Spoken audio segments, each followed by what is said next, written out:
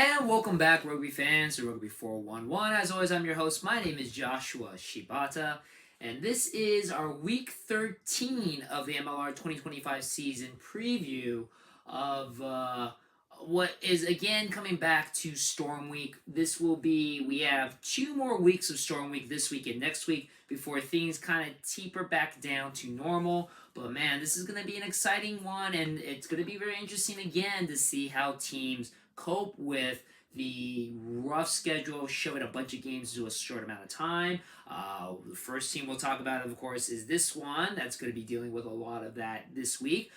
Games are going to be, we have a game on Friday. We got 3 games on Saturday, a game on Monday, and a game on Tuesday. So 6 games total and over the span of 5 days. So a lot of action. And again, if you're part of my Super Bowl Pick'em pool, just remember you get all those games in.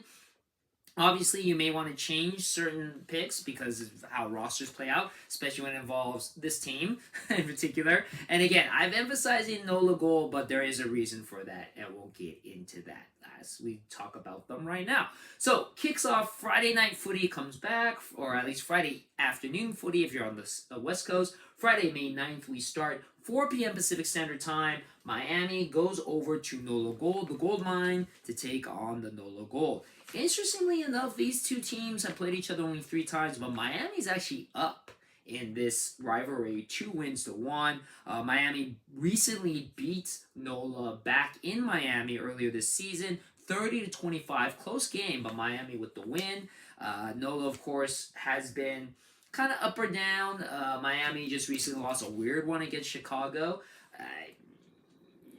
I will go a little bit more into detail about NOLA. Mind you, this is going to be the second of 3 games that NOLA's played in a span of 10 days. NOLA just played against San Diego on Sunday, so now they have a short turnaround to play against Miami Friday, and then they'll have to play in 3 days' time on Tuesday, going over to DC to play against Old Glory. So it'll be interesting to see what the roster build is going to look like for the NOLA Gold.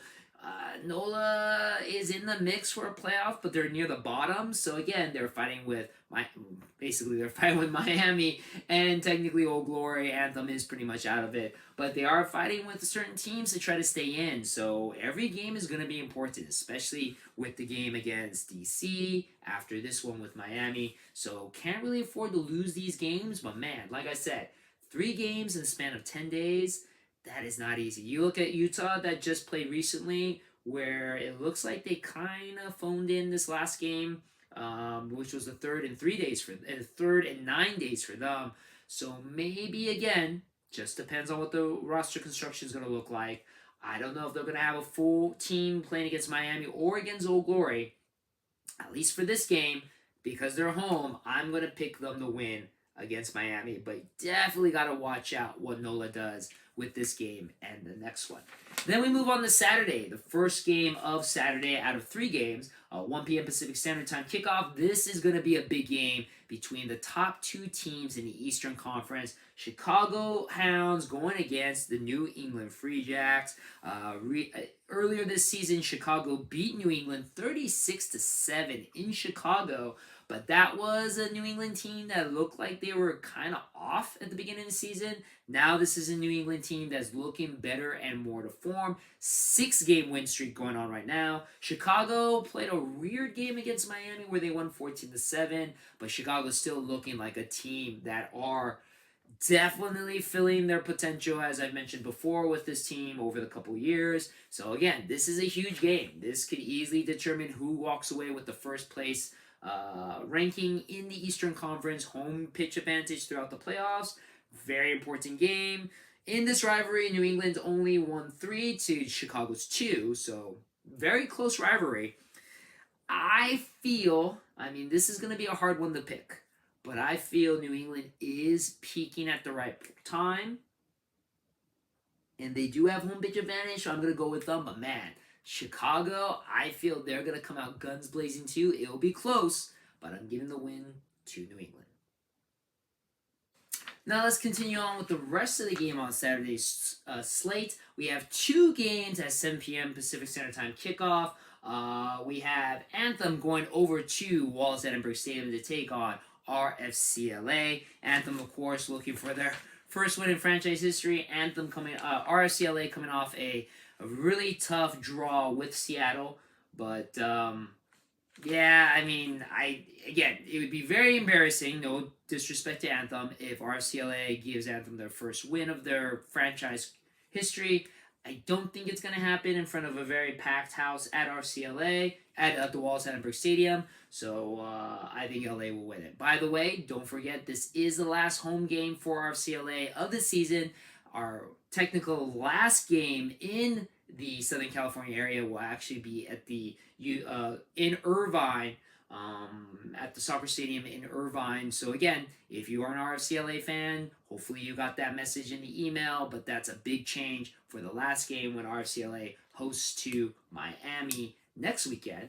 But this will be the last game in Wallace Edinburgh Stadium. So obviously, LA fans, if you're in the area, let's pack that stadium. Let's give a good showing. Let's welcome Anthem. And let's keep winning for RFCLA. Now, before we continue, forgot to mention that all these games you can watch live or on demand on ESPN Plus if you are in the United States. Internationally, you can watch them on the Rugby Network, or if you don't want to pay for ESPN Plus, you can watch them on 72-hour tape delay on the Rugby Network if you're in the States, with the exception of this Houston-San Diego game, which will be on ESPN2.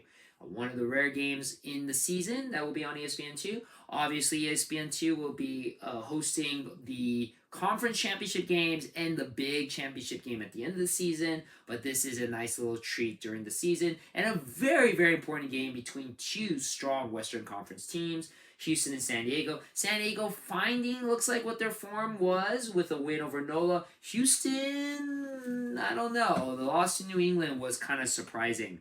In this rivalry, they are equal, 5-5. Though Houston has only beaten San Diego once at home, and that was last year where they slacked San Diego 33-0. I'm not going to say that that's going to happen this time. And Houston did beat San Diego earlier this season. But San Diego has oddly been struggling. Their win against NOLA looked very impressive, but that's NOLA. No disrespect to NOLA. Houston is something else. I'm hoping Houston clears up whatever cobwebs it was when they went against New England. But I think Houston can win this one and take the win to San Diego in Torio Stadium. And now don't forget, we do have those two extra games because of Storm Week. So we have rugby on Monday and Tuesday as well. Two very important games in the way the playoffs have been working out. So Monday, May 12th, this is a huge one, 6 p.m. Pacific Standard Time. Seattle takes on Utah at Zion Stadium.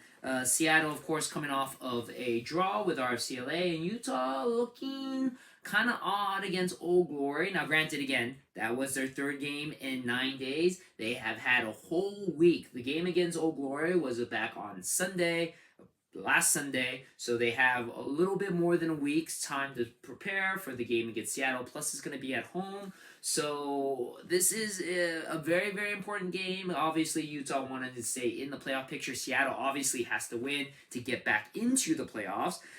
In their rivalry, Seattle has won 6 times. Utah has won 4. Earlier in the season, Seattle lost to Utah 30-27. So it was a close one. That game, that was of course in Seattle. This is going to be at Zion Stadium. I think, honestly, the Utah Old Glory game was a chance for Utah to rest a lot of their starters. D'Angelo Luila, Liam Coleman, Jordan Trainer, Joe Mano. I feel they'll be ready for this game because this is a very important Western in-conference game. And I think Seattle's still kind of struggling a little bit. So I think Utah gets the win for this one. And then we move on to the next day, Tuesday, May 13th, an Eastern Conference showdown. 3 p.m. Pacific Standard Time. Zanola Gold takes on Old Glory now. This is going to be the third game in 10 days for NOLA. NOLA just had a very, very tough game against San Diego. They will play against Miami on Friday. which might be a very tough game as well. And now they have basically 4 days to get ready for Old Glory. Old Glory, of course, having the win against Utah. This is an interesting rivalry. I didn't know this, but apparently Nola has beaten Old Glory 7 times. Old Glory only has won 2. Didn't realize how lopsided this rivalry was. They played earlier in the season. Nola pretty much slacking Old Glory 51-29 in that earlier game. This game also too will not be played at the soccer Metroplex that's normally the home to Old Glory. It's actually going to be played at the George Mason Stadium, which is on the campus of George Mason University. Similar size soccer stadium, about 5,000 seater, but definitely a different home for Old Glory. Now, again, this is the third game in 10 days for NOLA.